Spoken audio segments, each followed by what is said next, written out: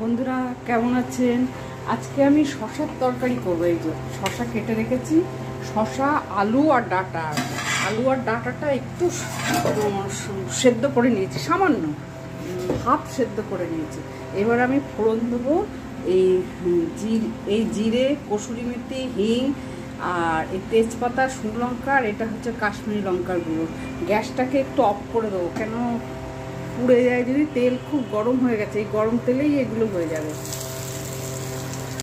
এই পেঁয়াজ আর কাঁচা লঙ্কাটাও দিয়ে দিয়েছি, আর গ্যাস এখনও জ্বালায়নি, তাই কীরকম ফুটছে দেখুন। আর এই মশলা ধনে জিরে, আর এই যে জিরে আর এই ধনে, এই হলুদ আর একটু নুন দেওয়া আছে। মশলা কষা হয়ে গেছিলো, একটু জল দিয়েছি, এই গরম জলই দিয়েছি, আর এই ডাঁটা আলুর জলটাই দিয়েছি।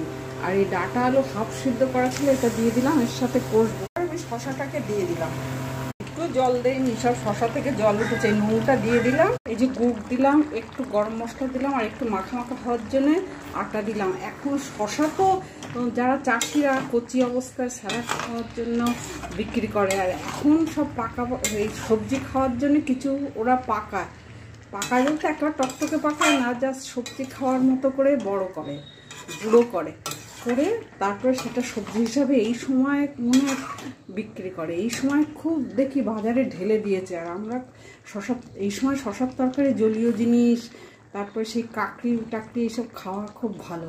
আমরা এই সময় প্রায়ই খুব বাজারে উঠছে বলে খুব প্রায়ই আনি, আর ভালোও লাগে খেতে শশার তরকারি। শশা দিয়ে, ডাঁটা দিয়ে, আলু দিয়ে তরকারি